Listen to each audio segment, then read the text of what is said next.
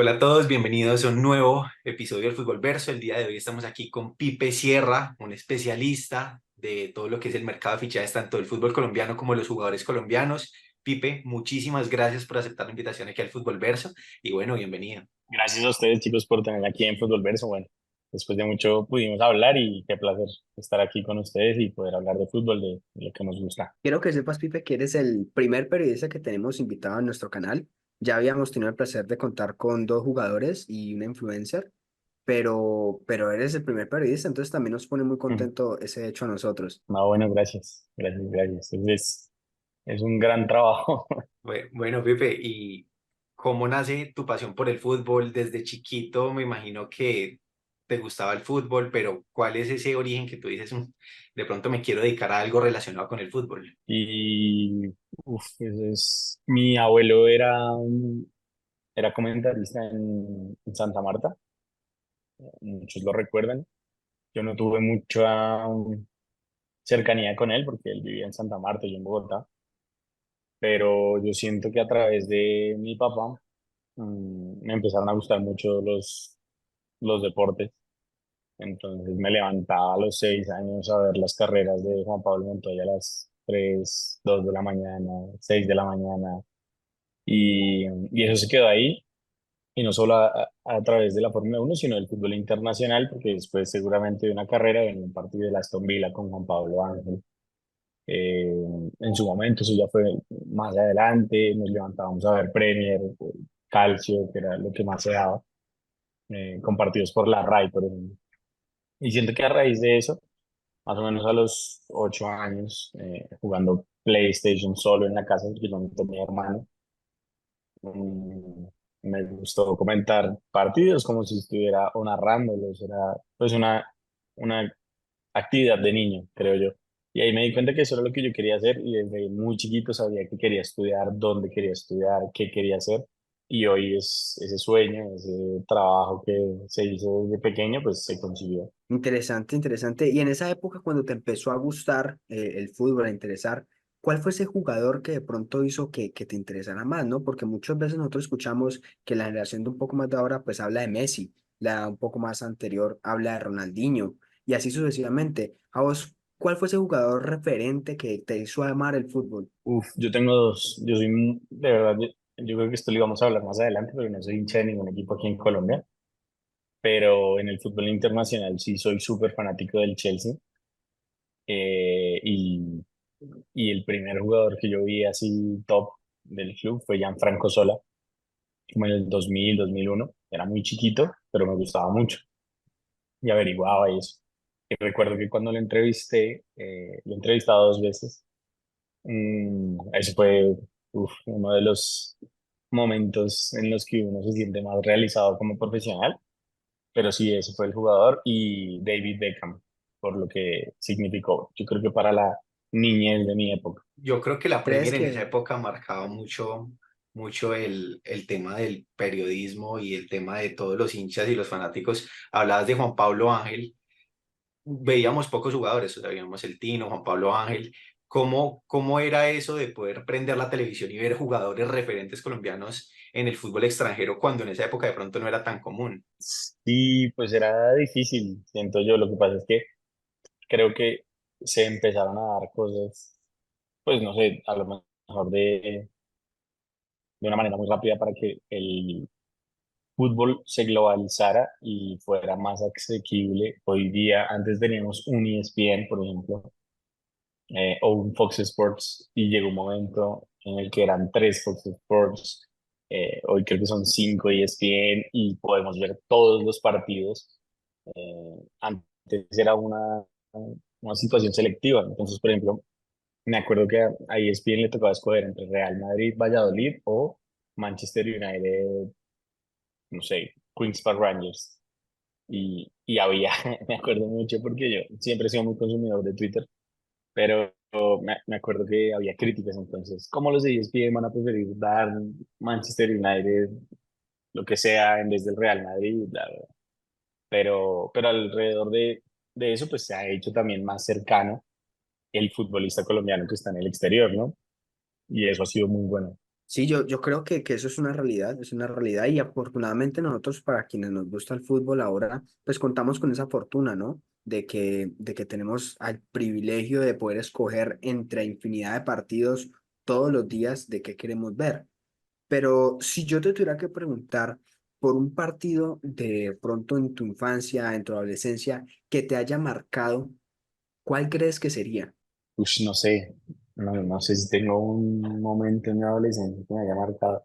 O bueno, sí, yo creo que, pero es que ya no era tan adolescente. Pero yo creo que entrar a la universidad, de pronto ese fue el momento más bonito porque hoy día las universidades, y lo hago como a forma de crítica, también reciben a todas las personas porque hay una necesidad económica dentro de las instituciones educativas, pero en ese momento en el que yo entré era difícil, o sea, se seleccionaba mucho, si tú no tenías tanto puntaje o tanta posición en el ICFES, por ejemplo, no entrabas.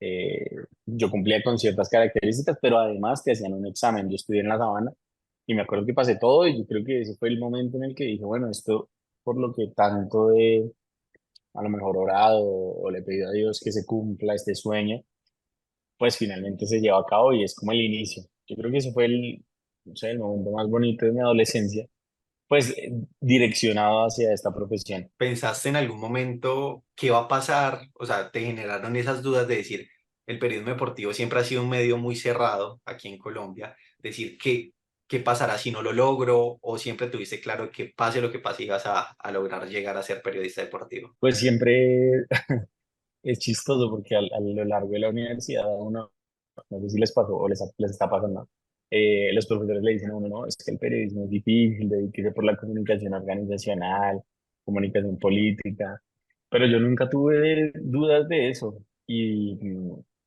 siempre fui como muy claro en lo que quería y era entrar en un medio de comunicación y empezar a crecer. Y gracias a Dios se dio mi primera oportunidad en un medio grande, que era en ese momento la W. O sea, ese fue tu primer trabajo, pero ¿fue estando en la U o fue después ya de salir? No, pues esa fue mi práctica, pero yo Ok. hice cosas antes. Creo que trabajaba para Pulso primero, hacía blogs. La BBC me contrató para ser corresponsal de ellos, BBC en radio. En el accidente de Chapecoense, yo estaba en quinto semestre, sexto semestre. Eso fue en 2016, o mal no estoy, sí, creo que sí, quinto semestre más o menos.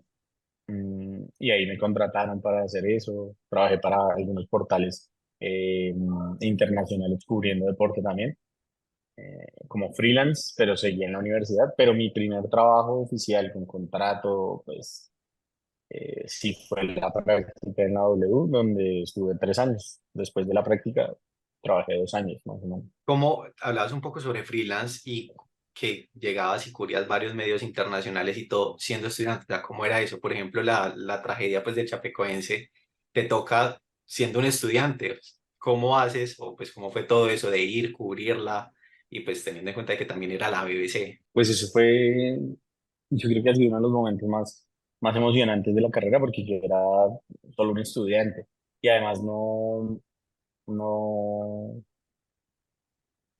no sé, fue bien particular porque a mí me contactó uno de los productores y me pidió que si podía trabajar para ellos, eh, y obvio sin ningún problema lo hice. Pero sí fue de los momentos más bonitos de la carrera porque uno como estudiante y de una vez hacer cosas para uno de los medios más grandes del mundo, si no es el que más grande es, pues fue muy llamativo. Pero todo fue porque me di a conocer en medio de redes sociales. Y uno de los productores de ese programa me conocía y me contactó y vio que yo estaba cubriendo información constante en Twitter sobre lo que estaba pasando. Le gustó, me llamó y bueno, ahí se dieron varios despliegues informativos. A mí me llama la atención eso que mencionas de que pues esa oportunidad surge porque te das a conocer a través de redes sociales. Ese pues, descubrimiento que realiza la BBC a través de tu redes sociales se da por una marca personal tuya, porque trabajas en algún medio de pronto independiente, o cómo surge eso. No, yo trabajaba pues en Twitter normal.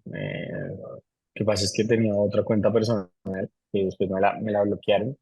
No es la actual, pero sí me la bloquearon, creo que porque subí una canción de un mundial y terminé quitándomela. Eso fue otro drama, pero sí tenía como 30.000 seguidores en esa cuenta. Pero cubrí todo el tema de Chapecoense y yo creo que sí, uno se hace una marca. O sea, yo hoy leo mucho a los medios de comunicación en los que he trabajado, pero siento que un gran porcentaje, la marca que yo he construido es a través de redes.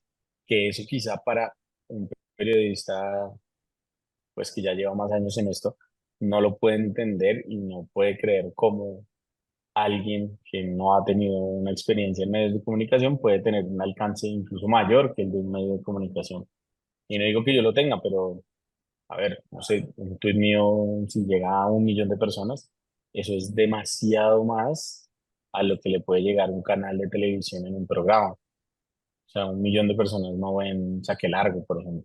Sí. Eh, pero bueno, esas son posibilidades y también un medio en el que estamos descubriendo que yo siento que Colombia está muy atrasado en eso. No, y mira que, por ejemplo, vos en tus redes sociales manejas un muy buen número de seguidores, pero Twitter es la que destaca por mucho más, ¿no?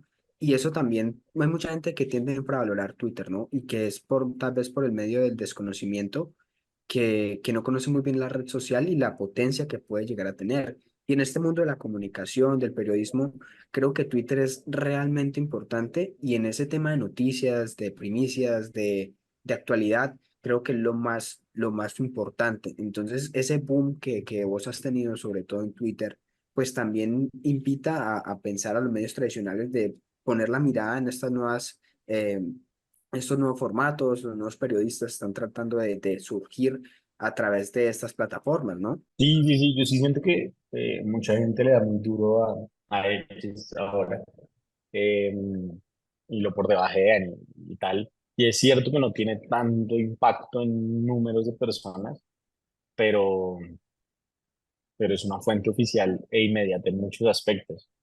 Entonces, eso ha sido bueno, pero a ver, también es cierto que lo que pasa en Twitter no es la vida real como creen muchas personas. De todas maneras, sí siento que los medios de comunicación sí tienen que orientar ciertas prácticas hacia lo digital.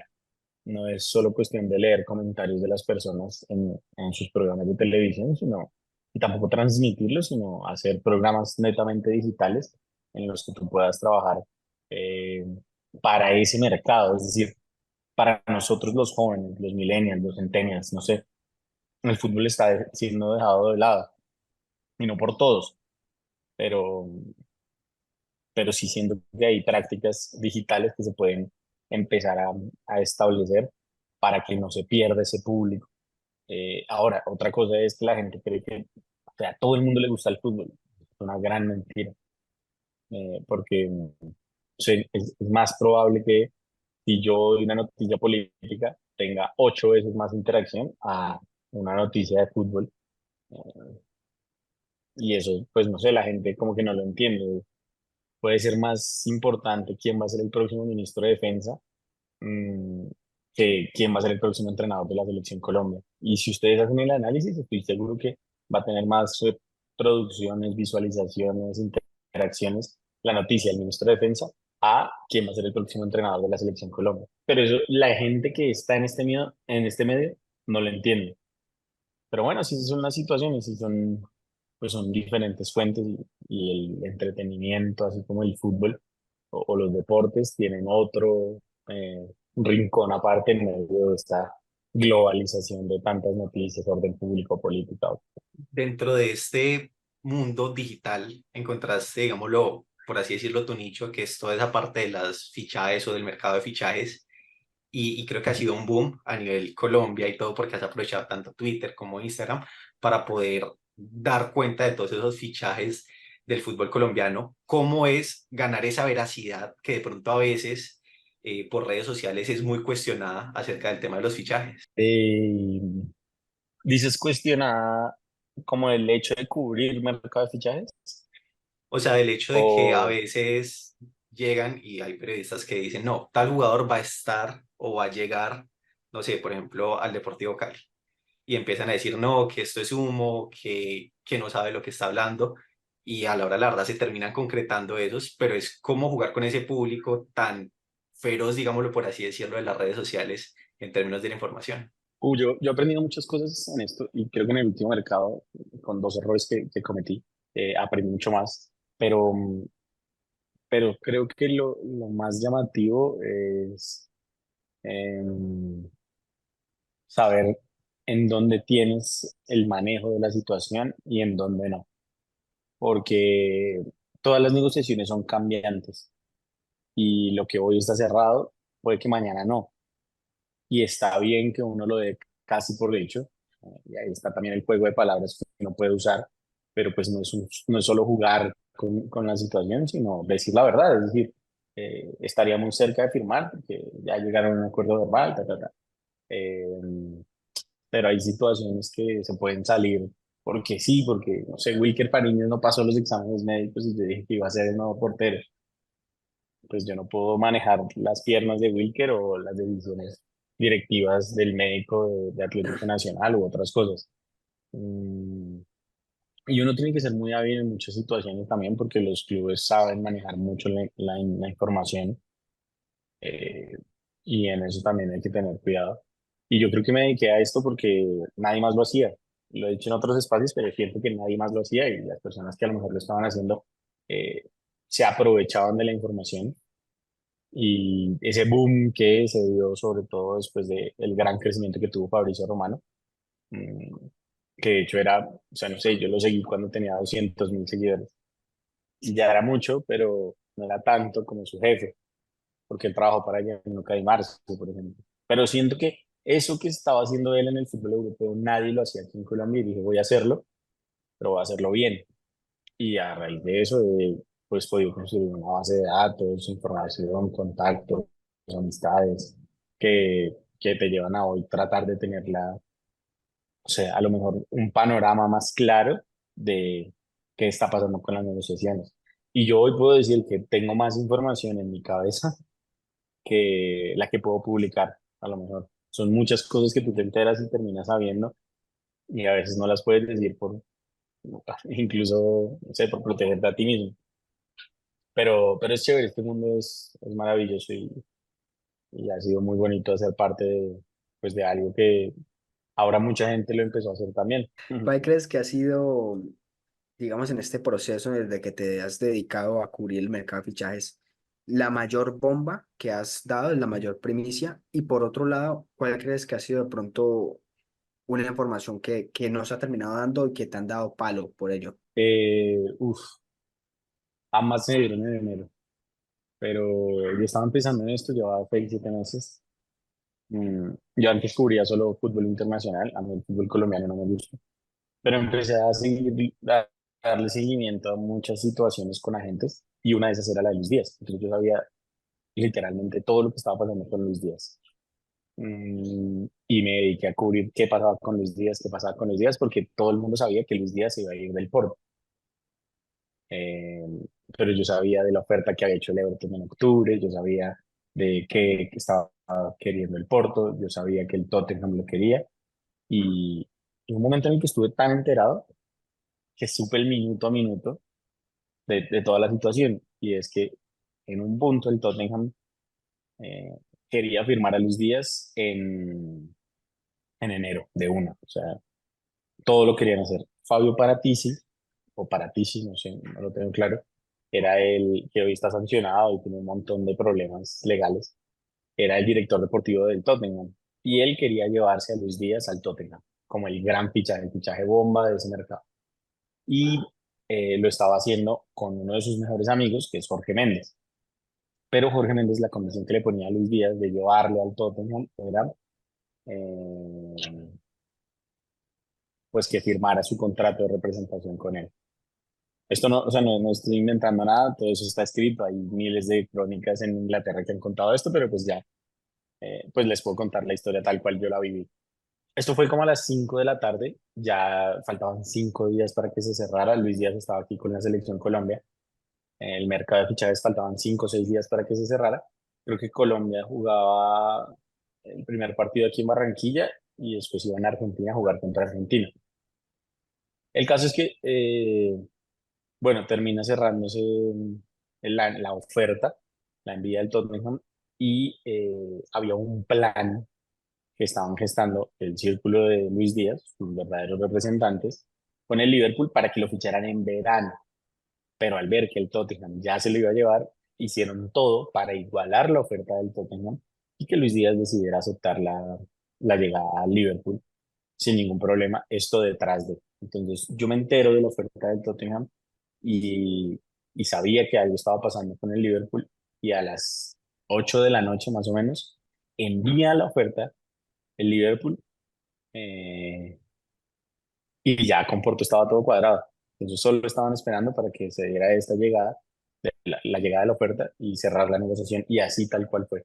Entonces de una vez se va Luis Díaz al Liverpool y se cierra la negociación. Ya ahí había un acuerdo verbal y los del Tottenham y Jorge Méndez pues quedaron con los crespos hechos porque nunca se dio esta situación. Y los del Liverpool y el círculo de Luis Díaz pues salieron victoriosos de una situación que podía ser complicada. Sobre todo, yo creo que funciona mucho la insistencia de Luis Díaz de hacer todo con sus representantes. Sí. No, y pues la verdad es que entre Liverpool y Tottenham, pues yo creo que para el mismo jugador era más claro irse al Liverpool, un equipo mucho más Sí, y de hecho, histórico. creo que después es que no me acuerdo quién era, no sé si Kulusevski o hay un jugador que se lleva el Tottenham de la Juventus en reemplazo de Luis Díaz. Es que no me acuerdo quién era, Sí, Yo pero creo que Kulusevski. la termina sí, rompiendo. Creo que sí, es Kulusevski y le termina yendo incluso sí, mejor que Luis Díaz. Los del Tottenham estaban dichosos, felices, pero pues hoy Luis Díaz es mucho más. obvio, En obvio. fin, eso como para responder tu pregunta, yo creo que la de Luis Díaz, la de John Javier Durán, que la supe una hora antes de que lo publicara el vocero oficial de Aston Villa, y lo de Oscar Cortés cuando se va al Lens.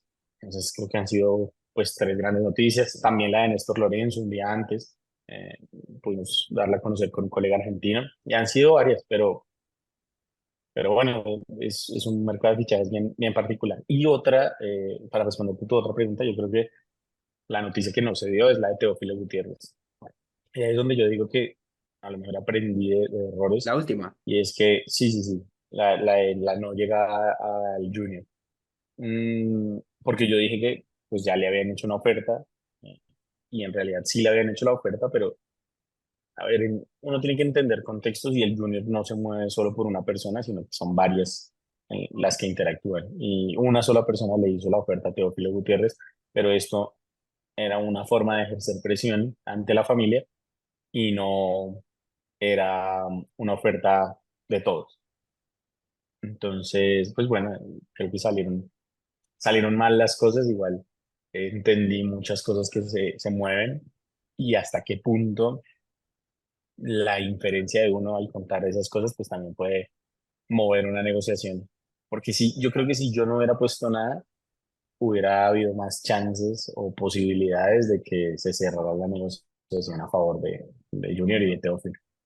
Pero bueno, son cosas que pasan al interior de cada club, de cada negociación y pues finalmente no se dio. Pero yo creo que sí, esa ha sido la noticia que no se dio. Ahora, si yo hubiera tenido el control de la situación, porque después la persona que me contó esto me dejó de responder, siento que hubiera podido contar el minuto a minuto y no esperar el comunicado oficial y pues terminar eh, en, en esa situación en la que todo el mundo me mató. Pero bueno, son cosas que pasan. ¿Cómo es cubrir a nivel de fútbol colombiano y a nivel extranjero? Porque nos hablabas de Luis Díaz, de Oscar Cortés, pero también de Teófilo Gutiérrez, y claro, son dos contextos totalmente diferentes, el fútbol colombiano y el fútbol europeo. ¿Cuál es como esa diferencia tú como periodista de acercarte a estos diferentes clubes o a estas diferentes fuentes? No sé, yo siento que uno también se puede dar a conocer en el exterior. Obvio, el mercado afuera es mucho más sensible en muchas situaciones eh, cambiantes, pero aquí en Colombia hay algo que yo creo que se destaca y es la falta de seriedad en mucha gente, porque lo que hoy estás cerca de cerrarlo, mañana puede que no. Yo he sabido de jugadores que han firmado, han pasado exámenes médicos y rompen el contrato. Eh, y son situaciones que, si tú no tienes el control de la información, pueden salir mal hacia ti. Entonces, si la negociación se cae, y tú diste que era casi un hecho, no está mal desde que tú digas, pucha, esto que yo dije que estaba hecho se cayó, se acaba de caer, pero que no se te adelante otro periodista a decir, hey, se cayó, sino que si te vas a lanzar a decir que una cosa está casi hecha, tengas el control tú de la situación, mm, para que salga bien todo. Eh, entonces, no sé, son varias cosas que uno tiene que saber manejar mucho. Y yo toda la información, toda la información, incluso hasta esta de Teófilo, porque yo le pregunté a este directivo, alto directivo, mandatario también de una ciudad, y me confirmó que sí, que le había hecho una oferta a Teófilo Gutiérrez. Y después le pregunté a Teófilo Gutiérrez si era verdad, y me dijo, sí, es verdad. Eh, incluso así, pues, no sé si me mintieron o yo interpreté mal la situación, pero tenía la confirmación, tenía todo, igual no se dio. Entonces son muchas cosas que uno tiene que manejar y siempre confirmar la información, siempre confirmar la información. Hay periodistas que se jactan en radio diciendo, eh, confirmamos porque así es lo que debemos hacer. Y uno se da cuenta que no confirmaron nada, sino que solo le preguntaron a una fuente. Y lo mínimo que uno debe hacer es contrastar dos fuentes. Yo hay informaciones que he contrastado hasta con cinco fuentes. Sí. Mencionas ahora esa situación que se puede dar cuando tienen ya firmado, acordado un fichaje y al final no se termina dando. ¿De pronto nos podrías contar alguna que Sí. conozcas donde ya es un no fichaje que no se pudo dar, que estuvo a punto de darse, pero que al final no se terminó dando? Bueno, no sé si se acuerdan el tema de Nicolás Giraldo. Creo que es la situación perfecta de tener el control de la situación. Porque yo digo que está firmado, que ya es un hecho que Nicolás Giraldo va a llegar a Millonarios, y explota. Y a la semana, porque eso fue antes de Navidad, y a la otra semana, era como el 27 de diciembre, se cierra la negociación de Danovis Banguero. Y yo dije, Bertel, Danovis y, y Nicolás Giraldo no cuadran, algo no me cuadra en Millonarios. O se va a Bertel y pregunté, y Bertel se va y me dicen, no, él se queda. O algo está pasando en esta negociación. Y ahí entiendo que lo que estaba haciendo Millonarios, eh, era una situación que es bien compleja en el ámbito de las directivas, y es que Danovis Vanguero lo pidió Gamero y Gamero no pidió a Nicolás Giraldo, pero ya había todo firmado con Nicolás Giraldo y Gamero no quería a Nicolás Giraldo, sino a Danovis Vanguero. Entonces hicieron todo para reversar todo. Yo tengo el contrato firmado de Danovis Vanguero con Millonarios. Eso se llama un acuerdo, eh, El de no me Giraldo. acuerdo. Sí, pero es que él firma, Un como un contrato recordatorio. vinculante, no, un Ah, ya. contrato vinculante se llama. Y él había firmado todo, ya tenía los pagajes, todo para llegar a Bogotá el 2 de enero. Finalmente todo se da, lo llaman, cuando primero se filtra la noticia de Nois y después sí lo llaman a Nicolás a decirle, no, ya no, pues desistimos de la contratación. Él podría demandar esa situación, creo que no lo hizo para evitar problemas y poder llegar al Pereira sin ningún inconveniente. Ujú. Y son situaciones bien difíciles, pero ahí estaba un contrato firmado y todo lo reversaron. Quiero volver un poco a algo que habías dicho mucho antes, cuando estabas hablando de Fabricio Romano, que el boom, hablabas que tú lo seguías ya cuando tenía un montón de seguidores, pero tú también ya llegaste a trabajar mano a mano como colega con él. ¿Cómo fue esa situación? ¿Cómo se manejó todo el tema de ese fichaje que cubriste junto con Fabricio? Sí, han sido varias situaciones. Él me sigue después de lo de Luis Díaz. Yo tenía nada, 20.000 seguidores. Después filtro la foto de Luis Díaz, que creo que es el tweet más top que he puesto. Eso tuvo como, no sé, 10 millones de visualizaciones. Eso es un montón. Y solo puse la foto de Luis Díaz, después Fabricio me cita, bueno, y empezamos como a hablar. Eh, y es muy chistoso, es que les podría mostrar, pero no tengo cómo en este momento. Pero la primera persona que le escribe a otro es él. Él me escribió como felicitaciones por tu buen trabajo, Pipe. Y yo estoy soñando. Además, yo me había roto el brazo, estaba incapacitado, estaba como en terapias. Me acuerdo que yo estaba como en el baño y vi el mensaje y fue como, ¿qué es esto? Y ahí empezó, después cubrimos el tema de James, su llegada al Rayán, eh, lo de Davinson Sánchez a Esparta que no se dio. eh, y así fueron varias situaciones y hemos hablado mucho con Fabricio. Pero eso es como algo real, es como, sueño hecho realidad, pero sí, es una persona bien normal, habla mejor español que yo. Mm, es nice, toda esta situación es muy, muy chévere poder interactuar con alguien que tiene tanto poder. Eh, Igual es difícil contactarlo también, o sea, yo trato de invitarlo a Win Sports un montón de veces y supongo que por su agenda y pues, no sé, supongo que Claro. es mejor hablar en Alemania que salir aquí en Colombia. Algún día espero. No, es que yo creo que Fabricio debe andar cercano a los 20 millones de seguidores en Instagram. Eso es una No, barbaridad. él sí, es increíble. Yo una vez me puse a hacer el ejercicio de actualizar cada 5 segundos cuántos seguidores subía y es algo como, no sé, 1000 por cada 5 segundos. Sí, Es no, sí, impresionante. brutal. Brutal, y sobre todo en el mercado de fichajes, ahí es donde más crece, y él lo ha dicho, ¿no? Que en esa ventana no duerme prácticamente. Entonces eso, Sí, eso es sí es cierto. tenaz. Eso es difícil incluso llegar a dormir. Yo hay días en los que ya no doy y uno se cansa. Yo he estado 12 horas con el celular. O sea, el promedio es que le muestro el celular 12 horas. No me imagino el de él, creo que una vez lo mostró, eran como 14 pero ya 14 no, Sí, pues no me da la vida. Es difícil. sí. Y Pipe, aparte de Fabricio, ¿cuál es el contacto más importante, más famoso que tenés en tu celular? Eh,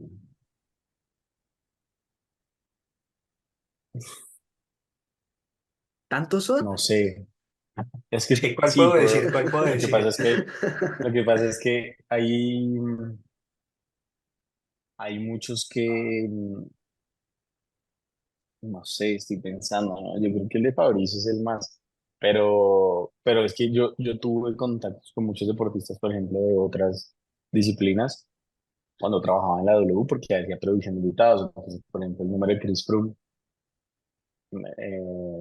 del Piero, por ejemplo, que creo que ha sido una de las mejores entrevistas que he conseguido, el de la casa de Bilardo, no sé si todavía vivo ahí, pero ahí lo tengo, el de César Luis Menotti, mm, Juan Román Riquelme, Juan Fernando Quintero, yo creo que podría ser otro. ¿Cómo es eso de manejar el número? Pues, o sea, no manejar el número, pero esa relación directa que puedes llegar a tener como periodista con los jugadores, porque claro, muchas veces, digamos que ellos pueden llegar a contarte ciertas cosas, pero pues tú no vas a decir todo lo que ellos te cuentan porque es una relación de confianza, o sea, qué cosas tomar, qué cosas no tomar para mantener esa buena relación con los jugadores también. Mira que es difícil porque los jugadores a veces no están tan informados de muchas cosas. Eh, Hace poquito hay un jugador que se fue al exterior, no les puedo decir quién, porque si les digo sabrían de uno, ni les puedo dar pistas, pero yo sabía cuándo iba a viajar él, a qué equipo se iba, cuántos años de contrato iba a firmar, y yo le pregunto a él, y ahí sé que hay una confianza, y él no tenía ni idea de nada, nada, nada. Porque muchas veces en las transferencias, el último en enterarse en todo es el jugador, porque quieren tenerlo tranquilo, enfocado. Entonces estas situaciones ellos no las saben, sino hasta que pasan. Le dicen, bueno, mañana viajamos. Y literalmente fue así, fue el sábado y el lunes ya él tenía que viajar. Pero bueno, ¿no? Esas son cosas que pasan. Y no hay que creerle todo a los jugadores porque ellos tienen muchos intereses en quedar bien, en X o Y situación, y incluso a todo el mundo. Pero en particular a los jugadores porque ellos muchas veces no están tan enterados de las cosas. En eso hay que tener mucho cuidado. Pero el tema de la confianza, yo creo que eso se construye. Antes era, por supuesto, más difícil para mí que hoy en día. Hoy en día es muy probable que yo le escriba a un jugador y ni siquiera, o sea, muchas veces yo siempre me presento, hola, soy Pipe Sierra, periodista de Sport, y de una vez son como, uy, Pipe Sierra siguió, no sé, ¿sabes? Y eso es bien bonito, poder llegarles de esa manera a los jugadores y construir esa confianza y saber hasta qué punto te pueden contar, quién te quiere contar y cómo manejar esa situación. Yo muchas cosas que cuento a veces, digo, hey, esto se puede contar, y me dicen, sí, sin ningún problema. Y esa información seguramente la averiguaré y sabré si es verdad o no. ¿Te ha pasado en algún momento? Porque pues yo he escuchado también anécdotas de Fabricio, diciendo que en algunas ocasiones jugadores o incluso manejadores de los jugadores le escriben para decirle que hay tal equipo interesado en el jugador. Pero en realidad no es cierto, sino que es para generar como que se hable de ellos y poder buscar un nuevo equipo. ¿Te ha pasado eso en algún momento? Sí, me ha pasado y ahí es donde tú empiezas a saber en quién confiar y quién no. Em, Porque muchas veces de esas situaciones son ciertas cosas y otras veces no se dan, no son ciertas y están buscando ese interés de darle publicidad al jugador. Pero ahí está en uno cómo verificar esa información y hasta qué punto es válido contar que hay un equipo no interesado. Eh, no sé, es que no les podría contar porque quedaría mal alguna persona, pero sí me ha pasado muchas veces y yo siempre trato de confirmar. Y es fácil contactar, no sé, al director deportivo de el Rayo Vallecano, por ejemplo. O sea, uno puede adquirir ese tipo de contactos. ¿Por qué? Porque hay colegas que se encargan de cubrir eso. Entonces, si yo busco un colega y esa persona me ayuda a compartir esa información, pues va a ser mucho más fácil. Caso Bernardo Espinosa, yo tenía la confirmación de que Nacional había hecho ya su última oferta hacia Bernardo y solo quedaba cuando Bernardo saliera de allí. Y tenía esa información y así se dio. Pero la confirmación la tuve de un colega que se encarga de cubrir el Girona a día de hoy. Entonces es como uno puede interactuar con otros colegas para compartir esa información y llegar pues a la verdad que uno está esperando. Pipe, y el tema de los rumores, o sea, porque pues hemos hablado mucho de fichajes que están como a puertas de confirmarse, pero hay muchos rumores, por ejemplo, en un momento Yasser mismo estuvo ligado al Barcelona. ¿Cómo se maneja todo eso? Porque básicamente eso es durante todo el año hasta que llega la ventana de transferencias y que ahí sí se pueden dar como confirmaciones un poco más verídicas de lo que va a pasar. Bueno, digamos que con Yasser tengo una fuente muy cercana a él, ¿no? Hace parte de su familia y, y ese tipo de cosas yo las puedo confirmar rápidamente. Cuando yo sale la noticia de lo del Barcelona, yo le pregunto a esta persona y me dice, "No, nosotros no tenemos ni idea, o sea, no hay nadie que se haya acercado a nada. Lo único que ellos tenían claro es que las dos ofertas que rechazaron en el último día de la ventana de transferencias, que era Everton y otra era el Sporting, eran buenas ofertas, a más de 10 millones de euros, mm, o de libras mejor, y ellos la rechazan, es porque saben que en verano y después de la actuación de Yasser, seguramente, o en Copa América, o en los amistosos de selección, se va a potenciar muchísimo. Y el Watford tiene ya en su plan de trabajo vender a Yasser en junio. Es una situación que hay que darle seguimiento, pero que va a pasar, va a pasar. O sea, no, y va a ser una de las ventas más altas, yo creo que de futbolistas colombianos. No digo la más alta, pero va a ser una de las seguramente 10 más altas en términos de números, porque es un joven, tiene 19 20 años, creo. Mm, Entonces, ahí es donde uno empieza a confirmar, porque obvio, hay muchos rumores que llegan en redes sociales y uno siempre trata de confirmar, y hay colegas que les molesta muchísimo que uno confirme las cosas, pero es que sí, son tantos los colegas que se encargan de vender tanto humo, pues yo creo que la gente lo mínimo que espera es que alguien confirme o desmienta ciertas informaciones. Claro que si uno se dedicara a desmentir, yo creo que no podría dormir. Sí, sí, sí, sería así. Pipe, te iba a preguntar, hablas de que seguramente Yasser salga ahora en junio y que sea una transferencia alta. ¿Cuáles son los equipos que han estado interesados en Yasser o que han preguntado por él que pueden significar un boom? Uf. Por ejemplo, el Barcelona sí viene siguiendo a Yacer hace mucho, pero no hay nada, nada, nada. Es como el tema del Liverpool y Mantilla, que hay Mantilla. Vinieron a verlo una vez en Bogotá, una vez, y ya. O sea, no ha habido nunca más interés. Eh, Cuando estaba en Santa Fe. Y qué equipos podrían estar interesados en Yasser. Hay un equipo alemán muy fuerte que está interesado en Yasser, muy, muy fuerte. Sé que hay un equipo español que también está interesado en Yasser. Y hay varios de la Premier League que están interesados en él. Yo creo que podría darse el tema de Yasser hacia el exterior pronto, muy pronto, pero no en particular. Darte equipos, pues sería, si es que sé que han preguntado como dos equipos por su situación. Y yo creo que es un error y es que le cuentan a él qué equipos han estado interesados. Yo no lo haría si fuera representante, pero bueno, se los cuentan y él sabe qué equipos han estado interesados, pero son muchos los equipos que han preguntado por Yasser, muchos, muchos, muchos, así como son tantos que han preguntado por Oscar Perea, pero son dos jugadores, sobre todo Yasser, que es en este caso, que va a tener un muy buen mercado, un mercado importante y seguramente va a dar el salto a un club media tabla para arriba de las mejores cinco ligas del fútbol. Eso sí, sin duda. Pero no darte un equipo en particular, creo que sería vacilar muy fino. Lo del Barcelona Ok, no creo que se dé porque van a pedir, no sé, mucho dinero y el Barça no tiene tanto en este momento. ok. Y si es verdad, ahora que hablamos del Barcelona, si es verdad que en algún momento el Barça estuvo interesado en Luis Díaz. Sí, pero no tenían dinero. O sea, se fue en la Ok, época terrible del Barcelona en la que no podían gastar ni un solo peso. O sea, Entonces como ahora. sí, más o menos. Sí, está sí, apenas la situación económica del Barcelona. Pero bueno, ahí me estaba mejorando a punta de palancas, pero, pero ahí están y se puede recuperar, digo yo, pero necesita sobre todo vender. Y ha sí, sido claro. tan malo su mercado de fichajes que pues, les ha costado demasiado salir de varios jugadores. Pipe, una pregunta más como de opinión personal tuya. ¿Cuál es el top 5 de mejores jugadores de la historia de Colombia para vos? Qué polémica esa pregunta. Que yo haya Sí, visto, sí, Sí, que tú hayas visto. o para mí el mejor, y me pueden dar todo el palo que quieran, pero James Rodríguez. O sea, ese es mi número uno, sin duda. El segundo,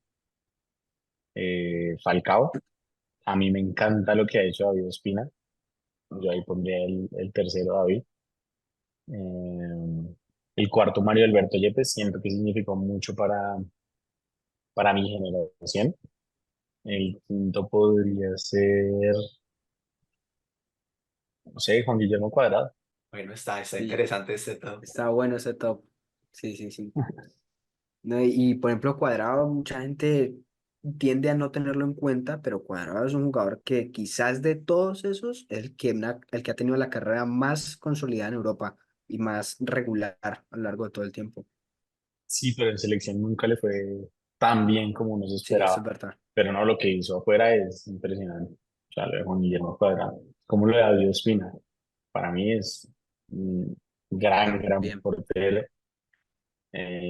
Yo vi a Oscar Córdoba, pero no lo vi en sus mejores momentos. Eh, pero sí, para mí lo de David Ospina aquí en selección, impresionante. Así como lo de Mario Alberto Yepes en el Mundial de Brasil. Y desde que él se fue, no ha llegado otro. Una pregunta ya más como para ir cerrando, más personal. ¿Cuáles son como tus sueños o tus objetivos a futuro, a nivel profesional, personal? No sé, por ejemplo, cubrir un mundial, no sé si eso te interesa o seguir pues metido en el mundo de los fichajes. No, a mí me encantaría cubrir un mundial, participar de más transmisiones. Si bien aquí lo hago muy como planta baja o en estadísticas, sí me gustaría, por supuesto, llegar a comentar. Eso yo creo que objetivos a corto plazo, comentar, seguir haciendo más reportería. Por supuesto, me encantaría cubrir un mundial. Eso yo creo que ese es un proceso a mediano plazo. Em, y a largo plazo yo creo que seguir consolidando pues esa confianza que se ha construido mm, con el buen trabajo y, y sí, eso como en mis planes. También tengo planeado muchas cosas como en plataformas digitales, eh, proyectos que estoy construyendo, pero pues eso lleva su tiempo. Sí. Y recapitulando un poco, pues a lo que ha sido tu carrera hasta ahora, mencionabas anteriormente que pues una nota muy importante que hiciste, una entrevista muy importante para vos fue la de Sola y también mencionabas otras, pero ¿cuál crees que ha sido la mejor nota, la mejor entrevista que has hecho a lo largo de toda tu carrera? Mm, uf, qué difícil esa pregunta. Pero yo creo que, por ejemplo, entrevistar a Chris Froome fue de las cosas más difíciles. Entrevistar a Max Verstappen fue muy difícil. Eh, Eso fue cuando yo trabajaba en la W. Mm, y sí, no, yo creo que esos dos han sido difíciles. Y había una entrevista que quería mucho mi jefe que consiguiera, era la de Del Piero, y duré 2 años trabajándola, 2 años ahí detrás, detrás, detrás, detrás, detrás, detrás, hasta que por fin lo conseguí. Yo creo que esas han sido las notas más, sí, más importantes de mi carrera. Hoy ya no me dedico a hacer tantas entrevistas, pero creo que podría volver a hacerlo pronto. ¿Hay alguna que te gustaría hacer, que te haga especial Sí, ilusión? sí, sí, sí, me encantaría entrevistar a John Terry, me encantaría, ¿Por pero qué? lo he Interesante. intentado. No, yo siento que es como, no, el referente del Chelsea, sobre todo en esa Champions que ganaron, aunque él no la haya jugado, pero ha sido pues una leyenda para el Chelsea. Entonces sí, para mí lo de entrevistar a John Terry creo que hace parte de los sueños que tengo a futuro. Pipe, y esos nuevos formatos, vemos ahorita, por ejemplo, la llegada de la Kings League, no sé si estás al corriente un poco de eso. ¿Qué opinas de estos formatos? Es como darle un vuelco al fútbol, pero pues mantenerlo de un formato digital accesible para todos. A mí hay una cosa que me ha gustado mucho, es como lo que están manejando y lo llamativo y que se vuelve para un público juvenil, pero siento que no han calculado el tema de la periodicidad. O sea, ni siquiera sé cuántas Kings Leagues llevamos. No sé, tres y dos Muchas. femeninas, creo, tres femeninas, no tengo ni idea. Exacto, pero eso fue que en un año. Sí. Yo siento que deberían dedicarlo a hacer en poco tiempo. Ahora, no sé si por temas contractuales de los jugadores, no tengo ni idea bien cómo funciona económicamente, pero sí siento que se ha perrateado, puedo decirlo, de alguna forma, el no darle una periodicidad para que se vuelva más emocionante. Pero es un formato, pues, ganador. Solo que siento que hace parte del entretenimiento más que desde lo deportivo y sobre todo por quienes lo manejan, pero está muy bien. Creo que hace parte de las nuevas plataformas que te dan acceso a ese tipo de cosas. ¿Y crees que en algún momento deberían de implementarse reglas un poco disruptivas dentro del fútbol para de pronto cautivar la atención de las nuevas generaciones? Porque, por ejemplo, Florentino ha hablado mucho de eso, que dice que las personas jóvenes ahora ya no se sientan a ver un partido completo y por eso también nace la Superliga. Hay quienes están de acuerdo, otros que no. Yo particularmente estoy un poco en desacuerdo. Creo que el fútbol se sigue viendo bastante todavía y hay que disfrutarlo como es. Pero vos pensás que deberían de implementarse reglas un poco innovadoras o disruptivas para cautivar a esas nuevas generaciones. Uf, es una muy buena pregunta, pero no, yo creo que la esencia debería mantenerse. Y ahí es donde nacen proyectos diferentes como el de la Kingsley, que yo creo que, no sé, me imagino por qué nace una Kingsley League, o una Kings League como la Premier League, por ejemplo. O sea, que el Chelsea tenga su equipo de la Kings League. ¿Se me entiende? No sé. Algo así que podría diferenciar, así como hay equipo femenino, hay equipo masculino, que haya un equipo de la Kings League. Creo que eso sería muy llamativo, pero, pero bueno, no sé, es difícil. Yo creo que la esencia del fútbol debería manejarse. Obvio, hay cambios que se tienen que dar en pro de la estandarización de reglas, de muchas situaciones que vemos que complican siempre a, al fútbol, ¿no? En el bar, las manos, eh, sobre todo eso. Bueno, Pipe, y ya para cerrar esta última pregunta, ¿qué es lo que más te apasiona acerca de ser periodista deportivo? Yo escuchaba hace poquito una entrevista a Juan Fernando Quintero y creo que va a responder igual, pero me apasiona dar una noticia, buscar información, eso es una cosa que a mí me enloquece, sobre todo cuando te dan un poco de información para que tú averigües el resto y eso te puede demorar 15 segundos. Pero esos 15 segundos hasta que publicas y eres la primera persona en dar la noticia es espectacular. O sea, es una sensación que yo le deseo a todo el mundo. Porque además parece fácil, pero no es fácil. O sea, es de muchos años de trabajo. Pero es lo que más me apasiona a mí, tratar de ser el primero en, sí, o en confirmar una noticia, o dar detalles, estar ahí. Eso creo que me apasiona mucho que la gente crea y confíe. Eso es de las cosas más bonitas y se lo deseo a mucha gente. Mm, pero eso es espectacular. Bueno, Pipe, pues muchísimas gracias por haber estado y accedido aquí a estar en esta entrevista, por poder contarnos dentro de lo que se puede contar un poco lo que es tu profesión, lo que es tu mundo dentro del mercado de fichajes. Y bueno, si le quieres dejar un mensaje a toda la audiencia que nos ve aquí en el Fútbol Verso para despedirte. No, gracias a ustedes, gracias por la invitación aquí en Fútbol Verso. Siento que es muy importante que estas plataformas también le lleguen a más personas y puedan coger lo que más les guste. Eh, yo llevo muy poco en esta profesión, pero aprendí un montón y qué bueno que este tipo de espacios ustedes lo lleven a cabo y traten de hacerlo de la mejor manera posible.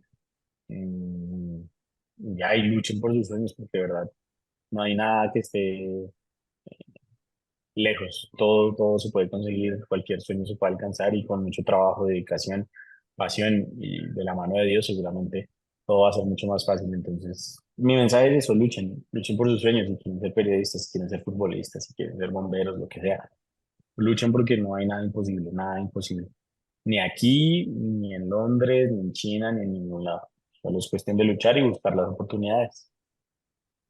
Muchas gracias, pues muchas gracias por las palabras. Nosotros también te deseamos muchos éxitos y mucha suerte en todos tus proyectos y bueno, que nuestros caminos se vuelvan a encontrar. Chao, Juan Dani, muchas gracias. Un abrazo. Chao, Pipe. Gracias. Chao, gracias.